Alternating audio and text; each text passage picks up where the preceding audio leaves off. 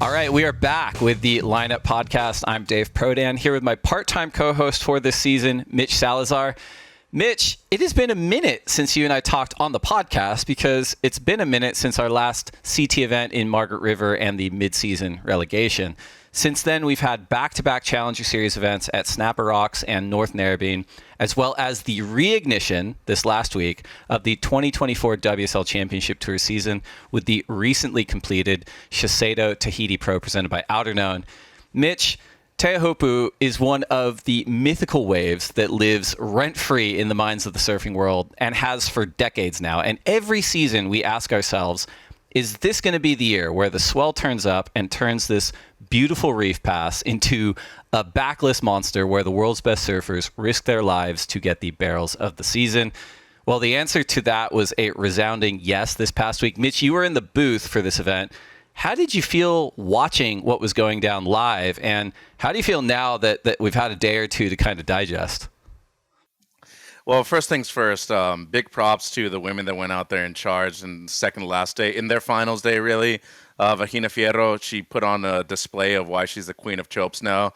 Brisa Hennessy, new leader, barely, taking the lead off of Caitlin Simmers. So nice to see her going into El Salvador as not only the leader, but into Central America, which is really where she's originally from. So going to be really exciting. But I really want to get to the two guys that were dominant during the event on the men's side.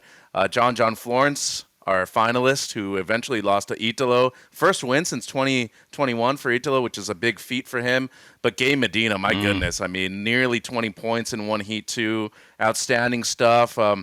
Overall, I thought the wave showed up the last 2 days. The first day was still really fun, a bit inconsistent, but 4 to 6 feet on the faces for sure. And then it got huge yesterday, which I thought was, perfect to really see for the showcase of what the men are capable of. But once again, the women the day before that, increasing swell, a lot of lows. They hadn't really been put in that situation up until Pipe earlier this year. I thought it was an event for the ages, Dave, and I think it truly elevated the performance.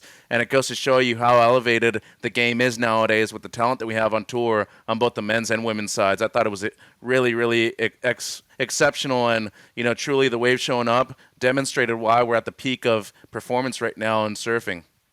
Couldn't agree with you more. And you covered the actual event winners, but as everyone loves, our opening segment to our episodes are winners and losers, where we go a little bit more subjective than the actual results of the event. So Mitch, open us up. From the end of the road, who have you got for your first loser? Yeah, it's a pretty easy one, and it's actually a lineup team rider, you could easily call her. It's Gabby Bryan, and she ends up losing in the elimination round to Brisa Hennessy. Last heat of the day, given she had already surfed twice that day, especially in the second one where she really didn't post anything better than the whole event. And, her heat totals didn't really add up to what she's capable of, especially coming off of the win in Margaret River. 1.53 heat total in the opening round, 3.9 heat total in the elimination round. When you look at what she's achieved so far, not only this year, but throughout her career, Rookie of the Year, she's won multiple times in Tahiti, given it was over at Papara, but still within the country.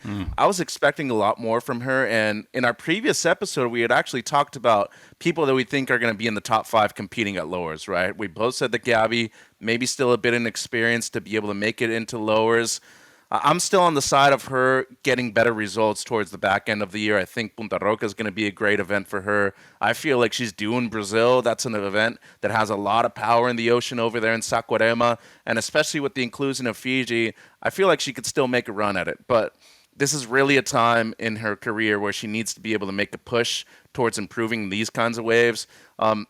Still hasn't won a heat over there, which I'm very surprised at, given that she did well at Pipeline, not only this year, but the previous year too. But in 3 events, not making it out of the ER, that's really surprising to me, Dave. She's my first loser out of here. What about yourself? Yeah, it's a tough one. Unofficial team rider, Gabby Bryan, for the lineup. But I'm with you. I think she's going to bounce back, and I'd love to see her in the top 5 at the end of the season.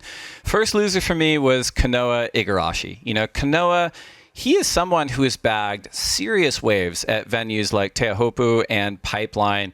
He's performed well at the Tahitian CT event in the past, previously earning his spot to the 2022 WSL Finals based on his results in this event. And heading into the end of the road this season, he was ranked 9th. He had the clear intention of getting a result, making a run for that WSL Final 5 again, and a shot at the world title in September's Lexus WSL Finals at Lower Trestles. He gets an opening round win over Cole Hauschman and Leonardo Fioravante, who are no slouches out there. But then he could not find a wave or could not get into rhythm against Ramzi Bukaim in the round of 16. He only caught 3 waves, a 0.2, a 0.5, and a 0.43. And the broadcast was even commentating that his coach, former CT surfer Jake Patterson, was visibly frustrated with him in the channel. So not the result that Kanoa is capable of, certainly not the performance that Kanoa is capable of. My hope is that it fires him up across these next 3 events because he is an elite level surfer, and I think we all benefit from when he's lighting it up. But Kanoa's my first loser from the end of the road. It's an honest pick, and I agree with you. And just speaking freely as his friend, I didn't expect that from him, especially given the waves. As you said, he's performed well, especially in high leverage situations too. He really is a top 10 surfer. He's got the skills, first of all, but he's also a tactician. And when you go up against a strategist like Kanoa, we had a restart at the beginning of the heat. As soon as the restart ended and they got the second heat going, Ramzi got a wave immediately. He wasn't waiting around anymore. And I was expecting Kanoa to be able to push forward after that. Wasn't able to get a wave. And as you said, a heat total under a 1. He's got to be pretty frustrated with himself. And I feel like he's going to have a big event bouncing back into Punta Roca. And that's actually my second loser, not just Kanoa, but a lot of the men's top 10, Griffin, Jack, Jordy Smith, Kanoa, Ethan, Jake, and obviously Cole Hauschman is also a member of the top 10 heading into the event. All those guys lost before the quarterfinals. We're talking about former event champions Jack Robinson, who lost to his good friend and training partner Iago Dora, a really close heat. And given, I'm not giving anybody a hard time because they all lost very close heats and pumping waves.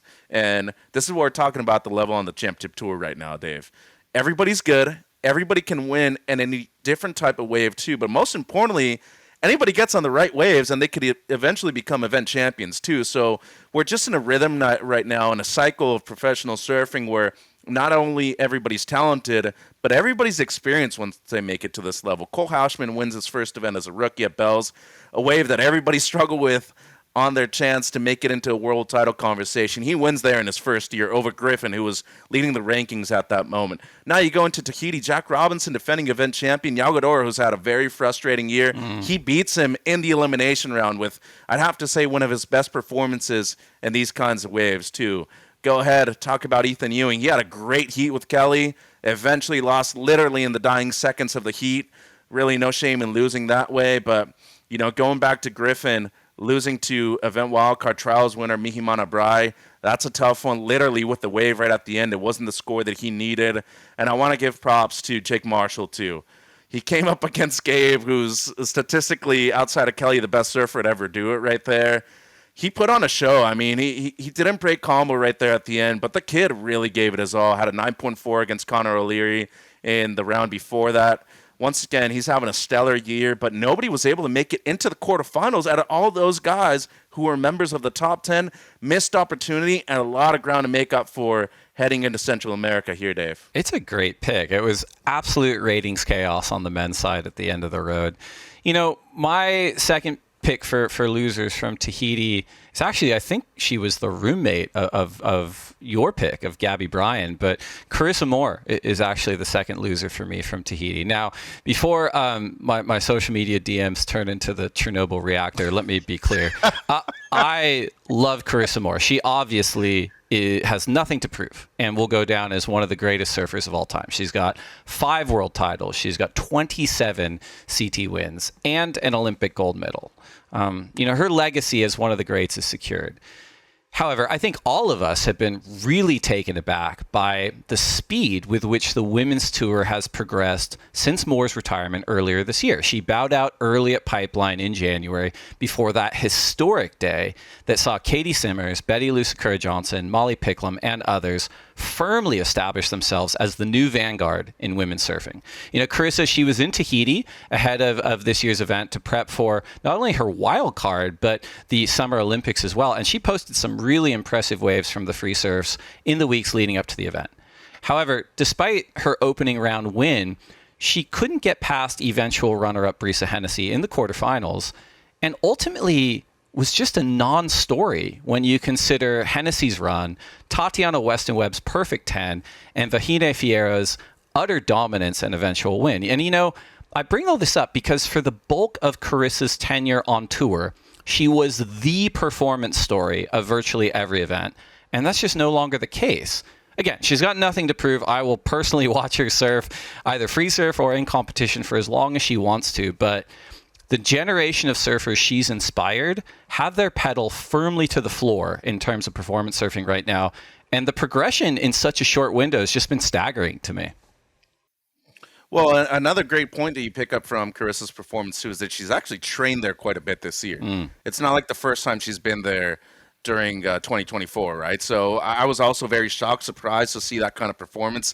But more than anything, the comfort level. Like, that's what I was expecting to be a little bit higher, especially working with Shane Dorian. Yeah. You know, I thought she was going to be in a much better position to be able to compete like that. And given, as you said, she's aiming for her second gold medal at the Summer Olympics at Paris 2024 at this venue, it's not necessarily the most positive of signs, and you want to be looking out for her in the next few months. It's not going to be as easy as Japan, that's for sure, after some of the other Olympic qualifiers performed this last week. But who do you have for your third loser, Mitch?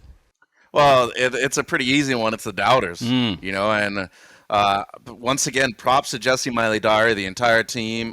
When I got the text on, I believe it was Thursday morning, that we were going to start with the women's event, you know, over there in Tahiti, or Wednesday morning, sorry, I should say. I was not only very enthusiastic about running the women's event too, but I saw the draw and I was like, okay, Vahine's made the semis twice here. She could easily be the first local surfer to win the event. But most importantly, seeing the names of Molly, seeing, you know, Tati, who was really needing a good result there too. I was expecting some big performances. We got them. And not only did we see Vahine's dominance, we saw a comfort level that I personally did not necessarily think we were going to see in that kind of waves. But seeing Tati push herself that way, Brisa make the final, competing very smart, by the way, too. Sure. There's a reason why she's leading the rankings, too. And, you know, the surprising results of Molly Picklum, too. I didn't necessarily expect her to not push it a little bit harder, given she did go over the falls on a few waves and a couple really bad wipeouts, but I was expecting her to fight a bit more against Vahine, which I thought could have easily been a final leading up to it. But, you know, Caroline Marks getting the semifinal finish there after winning the event the year before that, I thought she surfed great. But to me, it's really just the people that have doubts of these women being able to participate and compete in these kind of conditions. Look at the heat between Vahine and Tati. That's easily one of the best we've seen throughout the entirety of not only the ASP and the WSL, but I'd say within professional surfing history, men or women. And, you know, I truly think that they've elevated the sport. The final was amazing, being able to see Vahine be the first local surfer to win the event, especially when you include the likes of Michelle Perez, you know, Mihimana Brai, who was also in the event, Kali Voss, who made the final 2 years ago, and of course, one of the all-time greats, Manoa Drolet, who was a finalist in 2008 against Bruno Santos. Historic day, and, you know, the doubters really need to silence themselves now after the performances that we saw from the females. It's such a good point you bring up. I actually think it ties into the Carissa point, too. I mean, even after day one with, you know, Sawyer's wave and Vahine's wave and you know, some of the side chatter and the WhatsApp threads I'm on, we're all talking about how fast and how radical the shift of the Overton window has been for women surfing. We're like, any one of those waves 2 years ago, 5 years ago, I don't know how long ago, would have been the story of the year. And as it is now, it's just one of a few in round one. You know, like, so collectively, the women have jumped so far, so fast. It's really, really inspiring. It's a great point on the doubters for sure. Go on, please. Can I add something Absolutely. more? Change starts from within, too. And I don't think if Jessie weren't in that position, we probably wouldn't have seen what we've seen so far in those two events this year, which, you know, personally, I think are the two most impactful events within women's professional surfing, because that day at Pipe, obviously, we saw Molly get that incredible 10 against Betty Lou Sakura Johnson in the semis. We saw Katie win with incredible surfing a backdoor, but then, you know, having her lead the charge on that day where, you know, Vahine not only won, we saw Tati's 10, and she had multiple excellent rides that day too. I don't think we would have seen that without Jesse's push to try to get there, because it'll only happen if they're getting pushed to be able to do it. So you give them the opportunity. Now we've seen that they're capable of doing it, Dave, and really just amazing to see. It's a really good point, you know, and it is we've talked about in this pod quite a lot, that kind of field of dreams, if you build it, they will come phenomenon. And if you look back over the last 10 years, the investment in venues, and then the investment in pay parity, and then the investment in pay equality, sure, you look over the last several decades and you'll have like a radical outlier like a Lisa Anderson or a Steph Gilmore, or even to a lesser extent like a Carissa Moore, is a little more competitive when she was ascendant. But the reality is that the young women coming up on tour, it's not one, it's half a dozen, and then more behind them. And they've grown up and developed in a world where they're looking at this platform and they're looking at the investment in women's surfing. And I think that is largely responsible for the jump. And it's a great call out. For my final loser, and then we're going to switch gears and get to the winners here. But you touched on this already just with the men's top 10. But my final loser from Tahiti, I'm going to package them up as the Colapinto brothers. Now, similar to the Carissa note, a caveat in terms of all of our quote-unquote losers. Objectively, they're not losers. They all rip. They lead incredible lives. But subjectively, in terms of missed potential that was on the table, right? Both Griffin and Crosby heralded standouts from the free surf swell that hit the week before the event started. Griffin came into the event, yellow jersey frontrunner on the rankings. He's sporting an Avatar-inspired hairdo. He's riding high on free surfing success. And as we've seen for a while now, the publicly shared meditation practices. He's very open about that. And his brother Crosby, although he's a rookie this season, he's been sensational all year. And he nailed, his own monsters in that free surf. But when it came time to the event, Griffin, he goes down in the elimination round, dead last, and he loses that front runner position to eventual event runner-up John Florence. And Crosby's got a great elimination round heat against Seth Moniz. He puts up a 17.43 out of a possible 20, but then gets gobbled up by Indonesian Rio Waida in the round of 16. So again, none of our losers are objectively losers, but I think there was much more meat on the bone for the Colapinto brothers in Tahiti. And similar to Kanoa, I hope they're really fired up in El Salvador next week. I'll look forward to it. But yeah, Mitch, let's switch gears. Who you got for your winners out of Tahiti? Well, great call-outs right there. I thought both of them surfed amazing, by the way. The one heat that Crosby had against Seth, one of the best heats we saw all event long. Yep. I thought Griff lost a really close heat against Mihimana, had the wave at the end. But as you said, leaving meat on the bone. And Crosby had the heat in his hands, too. He just waited a bit too long. That's a mistake he's definitely not going to make in the future. My first winner, as you said, switching tables into a very positive side now. I am really happy for this guy. It's been 10 years in the making. Finally qualifies for the championship tour. It's Ramzi Bukim. Dude, I mean, first of all, beating Kelly in the quarters the way he did was just absurd. Getting Kanoa the round before, but just demonstrating that he's capable of surfing any kind of wave well. And then you look at the next three remaining events, he made a big jump in terms of the rankings too. Really like to see him do well, and not only do well, but drop excellent scores in the process too. He's number 11 in the world right now, Dave. That's a big deal for a first-time surfer on the Championship Tour, the first surfer ever from Northern Africa and from Morocco to qualify. Big things in his future. I think he had the single best wave the entire event too. The 9.8 that he defeated Kelly with after Kelly kind of gave him a little bit of a shrug, and he's like, all right, dude, you going to be able to pull this out? He's like, I don't know. He got the wave. He went super deep, and guess what? But that technical ride on the foam ball might be one of the single best waves I've ever seen in a jersey my entire life. I personally thought it was a 10-point ride. I thought that was the single best wave all event long. But props to Ramzi. Not only gets his best result on the championship tour, in the process gains more fans and really exemplifies what hard work will do for you, Dave. It's a great pick. I know you and I were losing it over, we're calling him Ramzi Von Helsing after he defeated Kelly there, Kelly the Undying in a way. But awesome performance, and it's so interesting in 2024 when you look at the elite level of professional surfing, because the surfing industry is not in the same place it was 20 years ago, right? Where you would get these mega talents that would ride onto the tour on like a huge wave of hype. You still get that occasionally, but what the tour does and what live competition does is, put up or shut up, right? If you have the talent, you are going to get the results and you deserve the accolades. And someone like a Ramzi strikes me as similar to someone like, maybe Liam O'Brien in the past. There are no flaws in Ramzi's game. Like forehand, backhand, tube riding, charging, rail surfing, aerials, everything.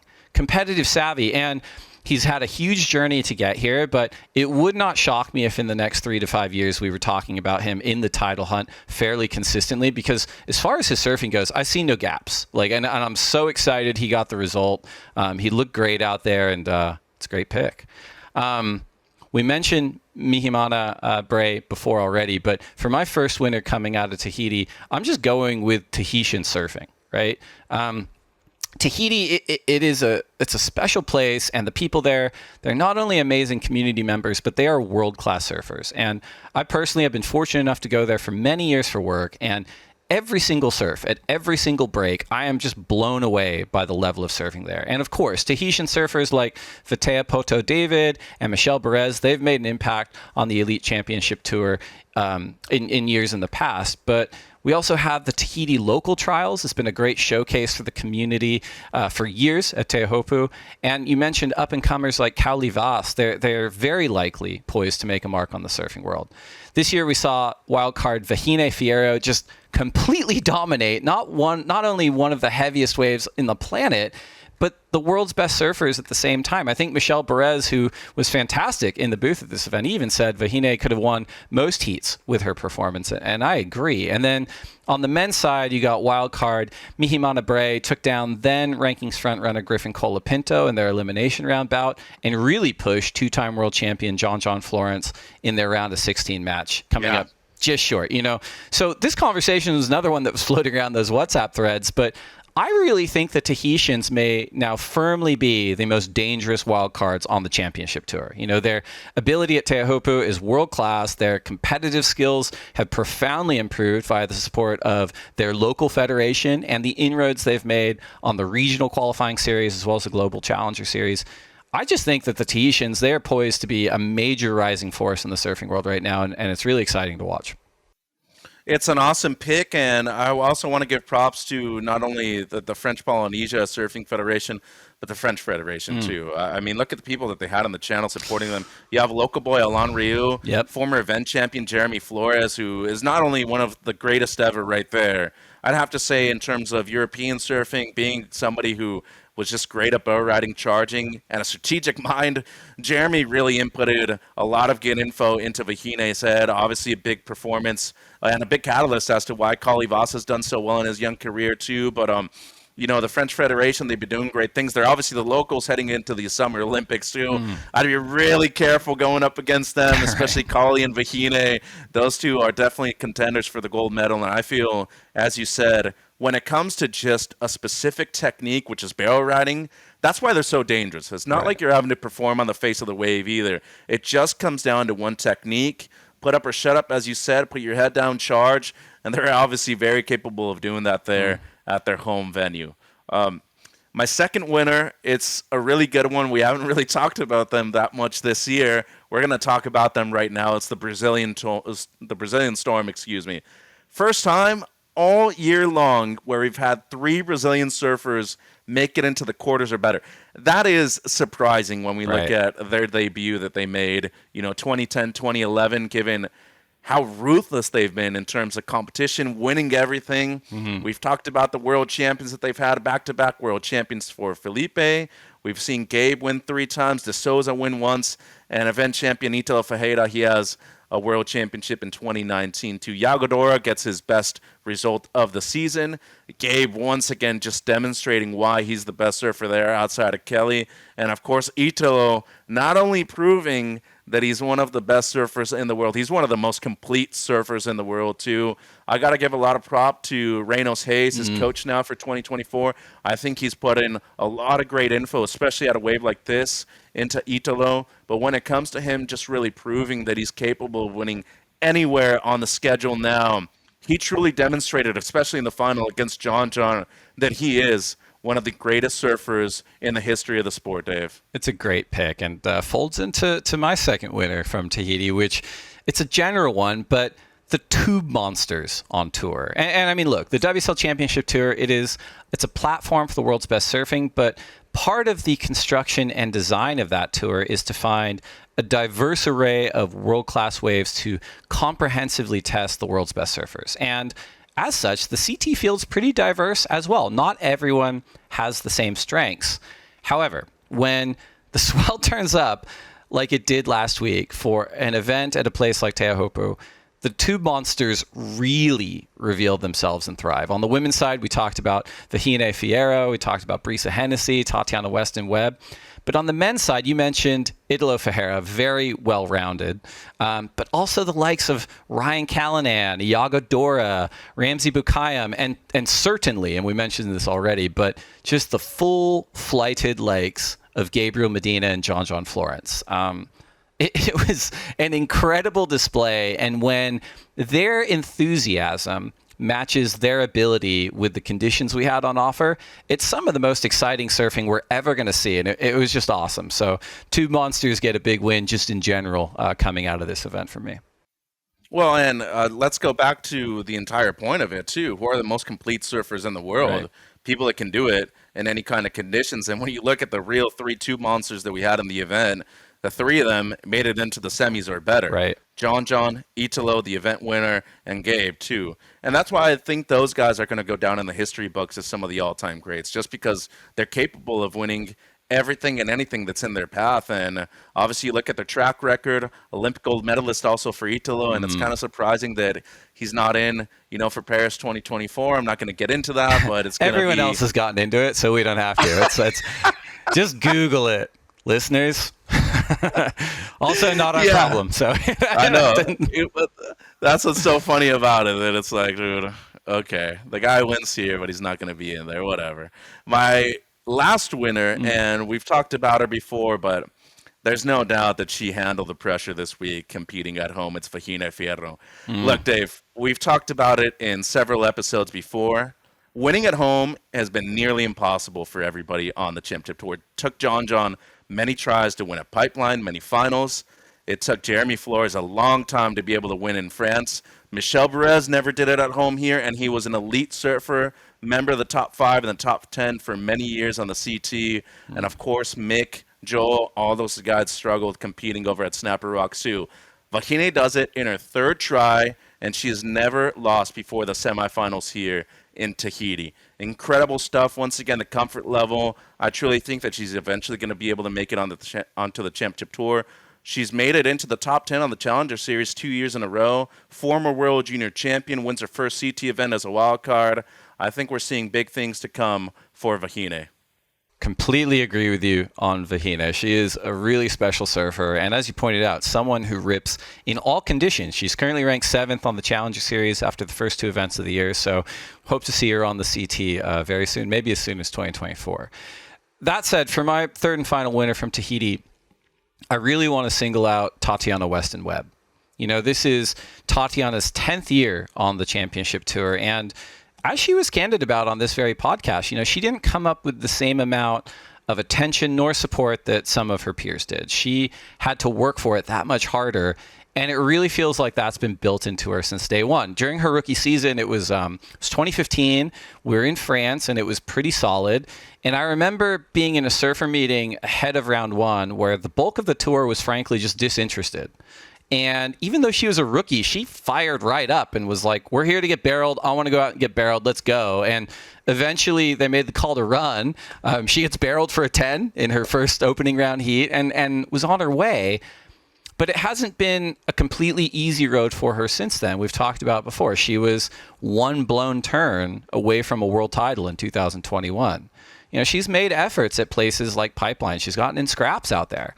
She's made efforts in places like Tahiti in free surfs, but never really got to show the world what she had to offer in competition. And that changed for her this year in Tahiti. She got the undisputable bomb of the women's event, tippy toe airdrop into the pit, locked in for this incredible perfect 10 against Vahine. She didn't win the heat, but as she said on the broadcast, she felt like she won the whole event. And emotionally dedicating her performance to her longtime filmer and friend Greg Browning. All in all, Tatiana is one of the biggest winners coming out of Tahiti for me. It's a good pick, and props to her not only getting the only perfect 10 of the event, but one of the few that we've seen so far this year. And she's due for a result too. Made it to the semis here. Really think that she's going to be able to get a win out of the next 3 events, especially when you look at Punta Roca. Wasn't really able to compete there due to illness last year. She actually fell sick during the event period, had to withdraw. Going into Brazil, she's due for a big result there, and I think Fiji is going to be an epic way for her to compete at. So, I think we have 3 events in a row that are going to be really good in terms of performance, and I'm really excited to see what the final 5 finish is going to look like heading into lowers. Love it. Well, that was our winners and losers segment from the SHISEIDO Tahiti Pro presented by Outerknown. We're going to take a quick break to get a word in from our sponsors. And when we come back, we're going to hit the Vissla CT Shaper Rankings. We'll be right back. All right, we are coming back from break. This is the Lineup Podcast. I'm Dave Prodan here with my co-host, Mitch Salazar. It is now time for the Vissla CT Shaper Rankings update. Shaper Rankings! A reminder for our listeners, this is the CT Shaper of the Year award. This is the Shaping World title, for lack of a better logline. But we are ranking shapers and giving them points based off the performances of their surfers that ride their boards and finish in the quarterfinals or better. It's a combined ranking, so we're doing men's and women's. The higher the surfer places, the more points the shaper receives. And we're tracking the Vissla CT Shaper Rankings from Event 1 through Event 9. And we will determine the 2024 CT Shaper of the Year before this September's Lexus WSL Finals. So, when the dust had settled on the Vissla CT Shaper Rankings post SHISEIDO Tahiti Pro presented by Outerknown, it's still defending CT Shaper of the Year Matt Biolis and the San Clemente-based Lost Surfboards program that maintained, and essentially maintained, the exact same lead they had entering Tahiti, although as we're going to get there, it kind of happened in a less than traditional way for them. First things first, we had 10 different shapers collecting VCTSR results in Tahiti. And that kind of tracks a little bit. We had 10 shapers collecting results in Margaret River, 10 at Sunset Beach, we had 11 at Pipeline, but it definitely outperforms the 7 different shapers that got results in Portugal or the 6 that were in Bells. But compounding this is the fact that from a ratio perspective, it's actually further spread out than the comparative events because this is the first post-relegation CT field, and it has been reduced by 1/3. So actually, I was noticing this as we were going through, as I was punching up the rankings in the Excel spreadsheet. I went, wow, this feels really, really spread out this year. Mitch, did you notice that when you were watching? Were you keeping an eye on that and going, it's not one team in particular that's dominating. It's pretty spread out.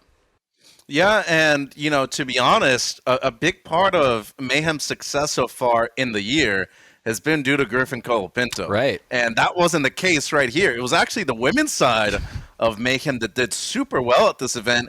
And I'm still not used to the idea that Carissa Moore was a wildcard at this event, but she actually added a good amount of points with her quarterfinal finish. So props to Sawyer Lindblad, too. She was in there. But yeah, big bounce back event for Sharp Eye too. I thought they did quite well considering, how many surfers Mayhem has in the draw. But once again, it's theirs to lose. Yep. And yeah, I was looking at that, but if you look at the point separation right now, nearly 30,000 points still between first and second. That's massive. I feel like they're going to do super well in the next 3 events too, considering that Caroline was able to win last year at Punta Roca. Griffin's made both finals we've had there. I just feel like they have a lot going for them, but big event for Tati, obviously. Real Wida making it to the quarterfinals. That was huge for him, especially at this venue. I feel like Sharp Eye has a lot more to prove, and it's the absence of Felipe right now that's been killing them, Dave. And, good for him taking a year off for his mental health, but they really need him in terms to, push Mayhem a little bit more. Want to give props to Pizel, though. 2 surfers making the quarters. Tyler Wright, John Florence, obviously the runner-up, too. And once again, Town and Country. They're in the top 5 with Brisa's result. She's had a great year, too, and she's now currently leading the rankings, too, Dave. It's a great breakdown of the current top 5. And as you said, it's Matt Biolis and Lost Surfboards. They have a considerable lead with 3 events remaining. But yeah, those results without the Colapinto result, I thought it was pretty interesting. And, they didn't have the strongest showing of the year, but we did have a couple bright spots, but no one really took the opportunity to go, okay, they stumbled, we're going to move in. You mentioned Sharp Eye, great result from Tatiana. Joanne didn't crack the quarters, right? And this is probably a venue where you would have expected her to. And nothing from Jake Marshall, Kanoa Igarashi, Seth Moniz, or Leonardo Fioravanti. You mentioned Felipe's taking the year off, so they're struggling. The other component, although he didn't actually get the result he wanted in Tahiti, is Jack Robinson this season. And he's been riding Arakawas more and more this season. He was riding them again in Tahiti. And he's one of Sharp Eye's best producers in the rankings. And even according to Kaipo during last week's On the Road episode, Kaipo was saying Eric Arakawa himself was physically in Tahiti to work with Jack on the equipment. So interesting stuff there. You move down that current top 5. We have Channel Islands getting a well-deserved second win of the season. They had Baron Mamiya win pipe. They had Wildcard Vahine Fierro win in Tahiti, but nothing from the likes of Baron or Imai Kalani Duval or Matthew McGillivray for them at the end of the road. Paisel, you mentioned 2 good results. Maybe a little bit of meat left on the table, right? Because we think they have a new recruit this season in Betty Lou Sakura Johnson, who was riding Paisels in Tahiti. She's been riding them over the season so far. And that seems like a venue that she could have got a result for them as well. Yeah. I'm glad you brought up TNC Surf. That's helmed by Ryan Sugihara and lead shaper Glenn Paying. And they did. They had a few surfers, even non-team riders, on their boards in Hawaii at Pipeline and Sunset Beach, but currently only have one surfer on tour post-relegation, and that surfer is, as you said, the incredible Brisa Hennessy, who vaulted them back to the current top 5 with a runner-up finish in Tahiti. Also put her at number 1 on the women's CT rankings right now, and they knocked DHD out of the top 5 in Tahiti, and they have an impressive stable, right? Ethan Ewing, Liam O'Brien, Connor O'Leary, and Molly Picklum. Only one that got a result for DH is Molly Picklum with the quarters, so this is certainly feeling like it's Lost Surfboard's back-to-back title to lose right now, right, Mitch? You're not seeing kind of anything that I'm missing here. No doubt. No doubt. And not only do I fully think that it's theirs to lose, I'd be very shocked if somebody's able to make a run with, the next 3 events going their way, because I just feel like it's good events for a lot of the surfers, especially Sawyer Lindblad. Like, I think she's going to have 3 straight events where she's really going to have a big impact on the Vissla CT Shaper Rankings. Look at Punta Roca, good wave on the backhand. Brazil could easily be a venue where she does well because she has experience competing there at the Challenger Series level.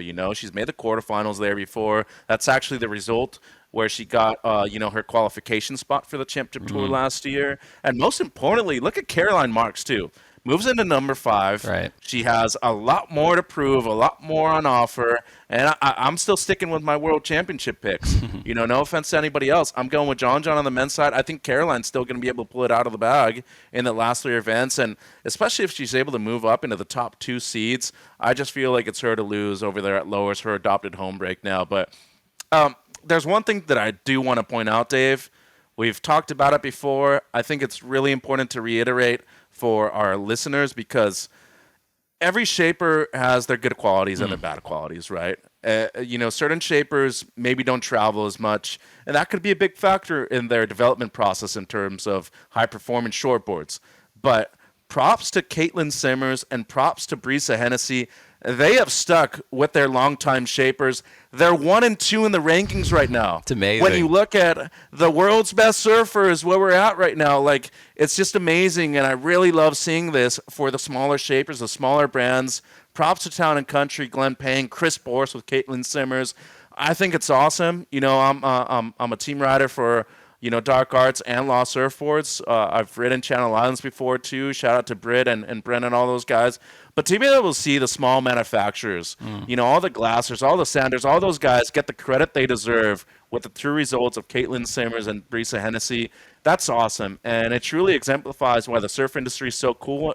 And it's so small. Everybody knows each other. But I think it's just great to be able to see them perform so well on boards that are locally grown. I'm so glad you brought that up too, Mitch, because as we've been saying from when we started the Vissla CT Shaper Rankings, of course, it's not apples to apples. Different programs have different budgets and different sizes, and some programs want to have a dozen people on the team. Some might just have 1. So really, there are kind of 3 tiers, but what this does is it allows us to celebrate the investment that they're putting into the world's best surfing, which trickles down to surfing everywhere. We all get to benefit in our own equipment because of the things that the world's best are discovering at the bleeding edge of performance with all these shapers. So it's an awesome point. And while it is Lost Surfboard's title to lose at this point, let's remind everyone there's nearly 98,000 points on offer at every event. So a lot can happen. A couple other honorable mentions I want to bring up. This is the best showing from Jason Stevenson, JS Industries, since I believe since we started, right? We had Ramzi Bukayem with a semifinal finish. We had Ryan Callanan with a quarterfinal finish. They were on opposite sides of the draw. I think we were joking at one point that we could have an all JS final, which we'd have plenty to talk about on the Vissla CT Shaper Rankings. But small team for them at present, but potentially a little bit of a sleeping dragon in future years. That is a program that has historically had a huge stable of heavy hitters. Cabianca, one team rider in three-time world champion Gabby Medina. Gabriel looked incredible in Tahiti. It was so good to see him locked in, and the equipment looked flawless. Like, it looked really, really good. Timmy Patterson, also one team rider in 2019 world champion Italo Ferreira, who, as we highlighted, won his first CT event since 2021. I had to triple check that because that doesn't sound right, but nuts. Good for them. And then I want to call out James Cheel of Chili Surfboards, long-time shaper. He was producing the lumber under Tahitian Wildcard Mihimana Bray's feet. Really exciting to see kind of these shapers getting into the mix, Mitch.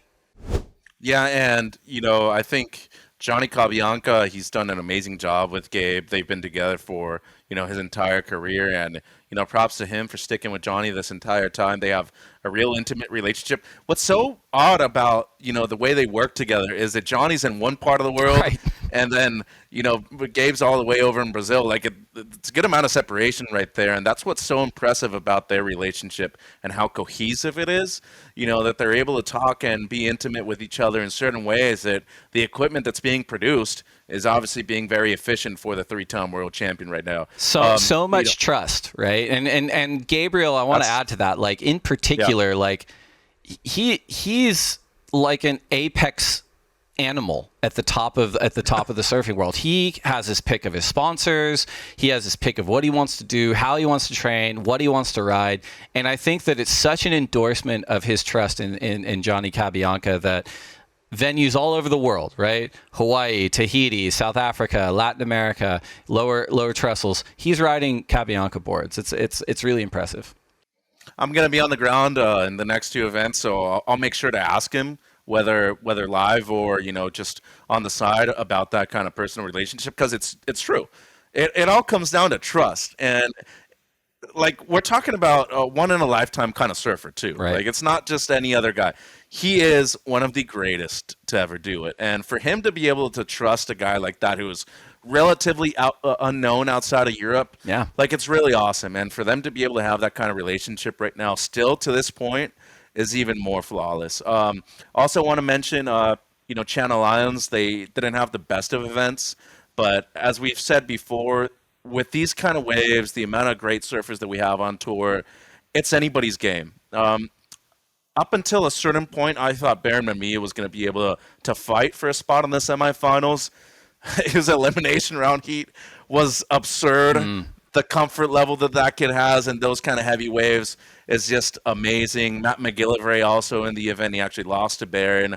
That was another tough one for Channel Islands, and they didn't really have anybody outside of Vahine really competing on finals day too. So they do get one with Vahine, which is huge, given it was a wild card, but it still adds enough points. They're still in the conversation. But, James Chili, by the way, another small local shaper. I remember when Julian Wilson was still riding LSD boards by Luke Short. Like, those kind of shapers coming out of Australia, they eventually turn into Jason Stevens. They turn into GHDs, and it's those type of small shapers that have larger markets that eventually become larger names and staples on the championship tour. I wouldn't be surprised to see more people on the CT eventually be riding those types of boards. It's a great point. Mitch, you mentioned this upcoming event, Punta Roca in El Salvador. So let's switch gears a little bit to this upcoming leg, Mitch. Any predictions for equipment or quiver changes between Teahupo'o and Punta Roca? I'm talking models, I'm talking construction, I'm talking even just the logistics of switching quivers, physically getting them and then getting comfortable on them. What is your take on that heading into Latin America? Yeah, well, I think we're props to Schaller Perry, first of all. He went on the record to say that the same swell they hit right now in Tahiti is eventually going to hit at Punta Roca next week when we're there for the championship tour event. I like that. I think Punta Roca hasn't really proven herself yet, but I think this could potentially be the year, as we say, third time's a charm, right? And, I think we're probably going to see high-performance shortboards on the loss side, expecting a lot of driver 3.0, sub-driver, even a good option out there, especially with the higher tide. I'm bringing down a couple different models, the Stub 3.0, which is more of a beach break adequate board, but it works in any kind of conditions, so it's basically a driver that's a bit more centered towards beach breaks. I feel like it's going to work well there. I also have an Uber driver, which is a more user-friendly board, a lot more volume throughout the entirety of it. And of course, as a big guy myself, I need to be able to bring something that'll float me in any kind of condition too, Dave. On the Channel Islands side, I feel like the 2-Point Pro, the CI Pro are going to be great options. They've come out with the Remix, which is kind of a mixture of both of them. I potentially see Imai Kalani DeVault making finals day, which would be huge for Channel Islands. I think he's due for a good result, especially after a poor performance here. But I truly think high performance is the way to go right here. In terms of Cabianca, probably going to see Gabe with something, a bit more pulled in when it comes to the tail. Wouldn't be surprised to see him ride some round tails too. That wave can get a bit hollow on the low tide. When it comes to the people that are, at the top of the pack on the women's side, both Caitlin Simmers and Brisa Hennessy, different styles of surfing, right? I feel like Brisa usually tends to surf in the pocket a bit more. Caitlin loves those big roundhouse cars, which is a big point of difference too. So you usually want something that drives a bit more, gains speed, but eventually is able to really cut through the lines as well as possible. I feel like she's going to be riding something a bit narrower towards the nose, but with a bit more pulled in tail too. When it comes to Brisa, she usually likes a bigger outline, a bit more volume towards the chest, just something to be able to get into the waves. But all in all, I feel like this is an event where a lot of these high-performance shortboards, something that's just going to be on the rack available for you to be able to pick up at your local surf shop, is going to be on display. It's a good point. And, Mitch, you're someone who's traveled the world. You've competed in different kinds of venues.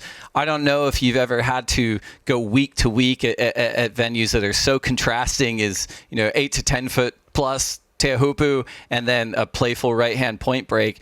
But even just understanding like the psychology of the surfers and going through the idea of all right, for how dangerous it is and how technical the tube riding is in Tahiti, it's a fairly straightforward surfing exercise. You find your positioning, you set your drop, you set your line, and you hold on, right?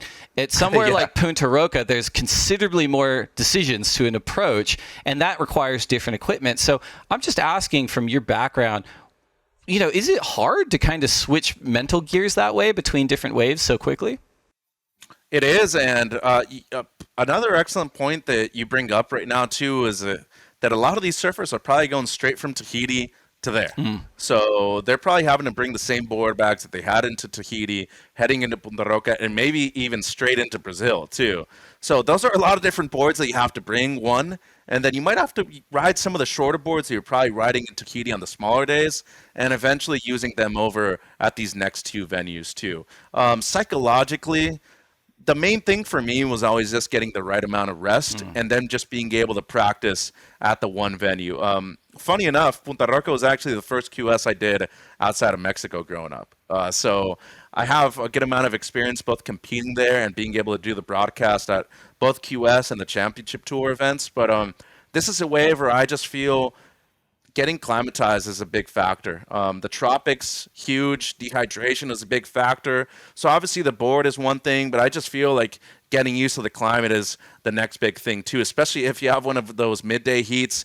You need to be very smart with the way you're preparing yourself and what you're doing once you come out of the water, Dave, because that can be a place, if you surf 3 to 4 heats within the same day, you could easily be just drawn out in terms of energy by the second or third heat you have.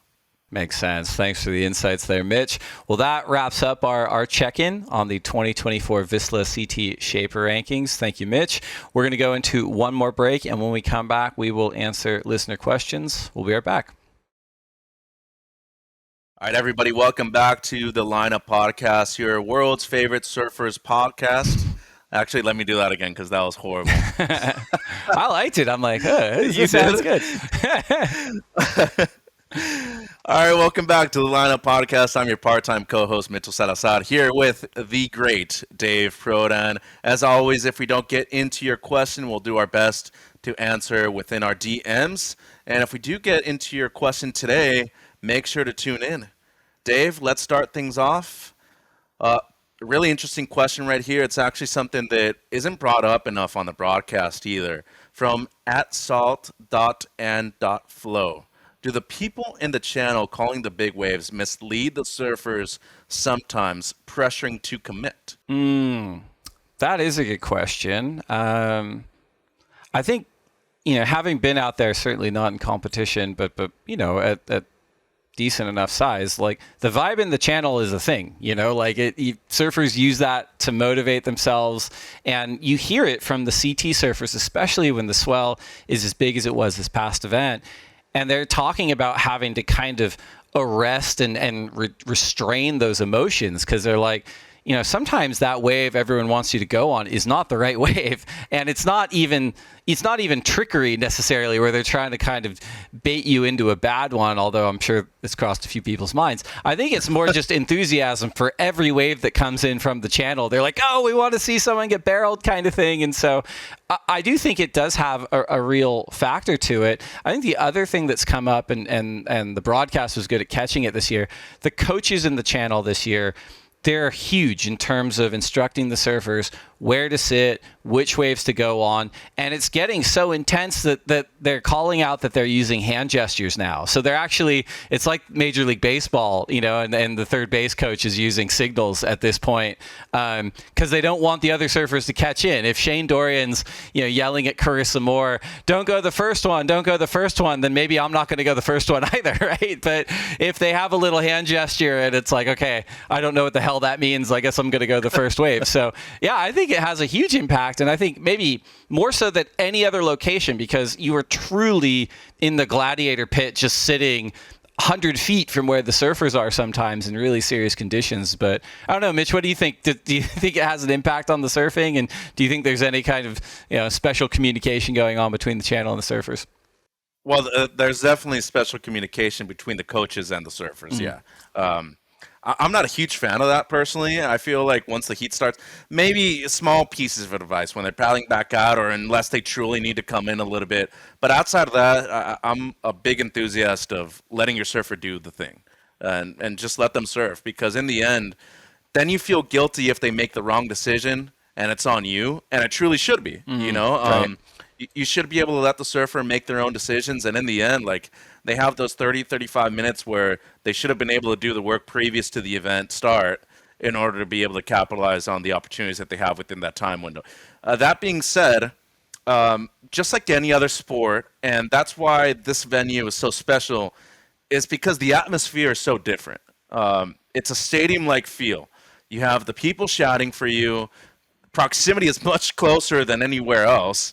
And obviously, them hooting you into waves is one thing, but you need to be able to handle the pressure. We're talking about professional athletes, right, at the highest level within surfing. So if you're not able to handle a situation like that, given that there's already a major factor with the swell that we had, you putting your life on the line, this is something that you should be really preoccupied about, because if you're not able to kind of shush that out and focus on what you're doing within the water, there could be major consequences. I mean, we're talking about a really bad wipeout that could easily change your career. You could break your board. It could affect your whole heat. So that's why I'm a big proponent of you being able to do the work before. Once the buzzer sounds, just focus on yourself and the one other surfer that you have in the water with you. It happened for some people, and that's why we had 2 goofy footer champions, by the way. #Goofies. Let's go, Dave. Italo and Vahine finally taken out here. All right, our second question from @FisherBalf. Will John ever win again? Crying emoji, heartbreak emoji, haha. We've gotten this question a few times, but I think, I just re-looked it up. Like, the last CT John one was back in 2021. So, I mean, it's hard. Like, I mean, you consider these surfers as world title contenders, elite level surfers. Same thing with Italo, but it's like, oh man, sometimes it's been a minute. And I think we've talked about John before. Like, he has had some amazing performances in recent years, but he's also had his seasons kind of hampered and cut short by injury, like a couple of different injuries. And he even was talking about it on the broadcast in Tahiti, right? Like, he's a new dad, his son Darwin is just, a week or two old, like super young. It was hard for him to leave, but he looked so locked in at the end of the road. And I think that's what we were talking about earlier in the podcast. Like, for surfers like John, when their enthusiasm and ability match the wave conditions. It's really, really special. And I think we saw some of the best surfing John's ever done out at Teahupo'o. It was really impressive.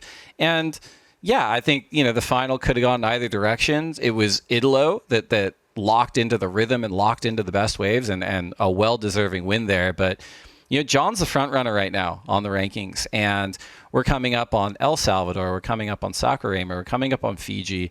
And then if things go to plan, he will be in the world title hunt for the very first time at lower trestles for the WSL Finals. And he's on the record. He wants to win. And I think his surfing is there. And, back to Fisher Balf's question, I do think we're going to see John win again. I'll say it here on the record. If he does, we can clip this and I can gloat. And if he doesn't, then people can forget about it. But I don't know, Mitch, what do you think? Do you think 2021's the last time John wins the CT? Hell no.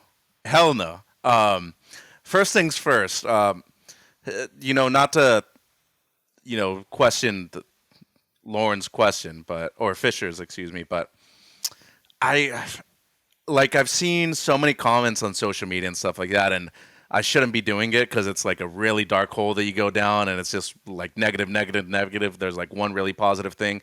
But as soon as the final finished and I kind of went through, WSL's Instagram and stuff like that, like a big part of the narrative was that John lost and Italo didn't win. It was like, dude, the guy won with his first two rides, he didn't do anything wrong. He hasn't won an event since 2021, and you're trying to discredit him for beating John in the final where you're like, John lost. It's like, no.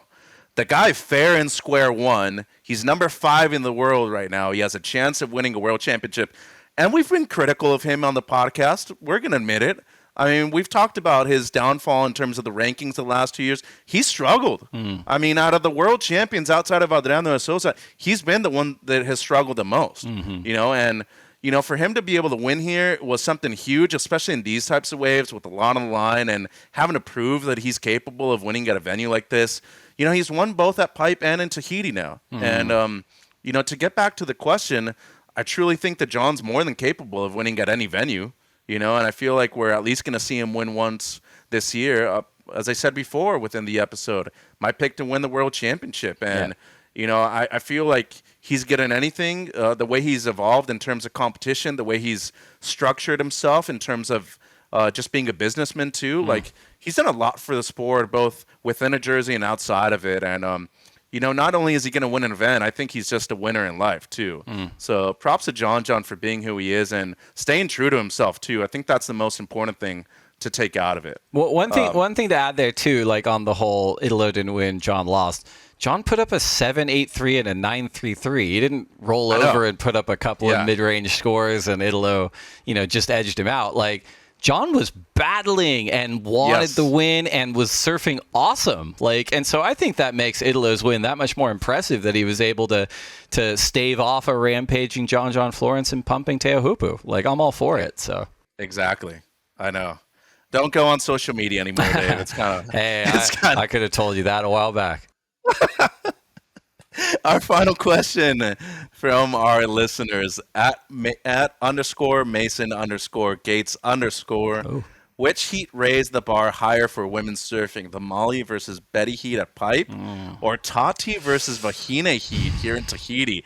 That is one of the best questions we've had this year. Go ahead, Dave. It's a great question. I think it kind of pings off of what we said before. The fact that we've got even 2 of these heats to choose from in a single season is sort of speaking to the collective bar being raised in women's surfing.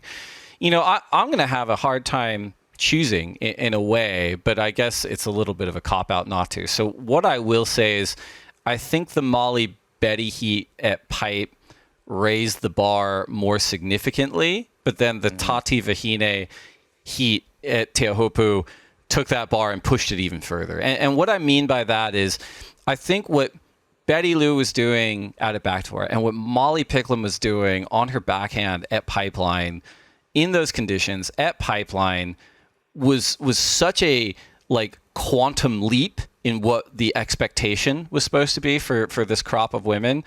And it was really profound, I think, to start the year. The other thing I'd say about that, too, and this came up a few times brilliantly, I think Michelle Perez broke it down a few times during broadcast, what the key difference is, right, between pipe and Teahupo'o. He said, look, pipe is not guaranteed to barrel every wave, and it's a wild, shifting lineup. There's lefts, there's rights. You might get one from the wrong direction, et cetera, et cetera. With Teahupo'o, there are defined takeoff spots. There are a few swell directions that have nuance, and then it's about how technical can you ride the barrel, how hard can you charge. It's very reliable, right? So I think that was actually a great insight into the compare and contrast with those two waves. But I'll go with Molly Betty to answer the question, but I'm saying that because I feel like they jumped it up quite higher than it was before. But then I do think that Tati and Vahine improved upon that again. Yeah, and an excellent answer. You know, it's tough to say, but I would personally think that we probably wouldn't see the kind of push and performances that we saw in Tahiti without what we saw at Pipe. Right. You know, I think they just elevated and they kind of pushed everybody else to set a standard for that and a precedent of, hey, like these surfers, these types of waves, like I really have to have my best performance ever. And you know, that's why I was shocked that Molly didn't do that well at this event. Like she had a couple really bad wipeouts too, but those look bad. You know, she did push herself at least. That was something positive to take out of it. But once again, like I just feel that heat between Betaloo and Molly having to chase the wave more at Pipe might be a bit more difficult than sitting, you know, at chopes waiting for the wave to break. And it's really just a matter of you being a bit deep or not deep enough in order for you to get barreled. Whereas Pipe, it's like I have to be in the right position. I have to paddle for that wave, given it's a right or a left at backdoor. So I'd say they were equally as important, but I don't think the one this past week happens without the one that we saw at Pipeline. You know, I think they're equally as important, and I feel like they've just elevated the sport to get to a point where it is right now. It's a great insight, and those are great questions. Thanks to everyone that wrote in. As Mitch said, stay off of social media, but if you have to go on, feel free to talk to us at the Lineup Pod. We try to get to every single comment and question, even if we don't get to them on the podcast. It's very cool to connect with the listeners out there, but that'll take it. That's our episode, Mitch. It's really good to talk to you again, man. Safe travels down to El Salvador, and I'm sure we're going to talk after that event very, very soon. But that's it for the Lineup. Thanks, Dave. Have a great week.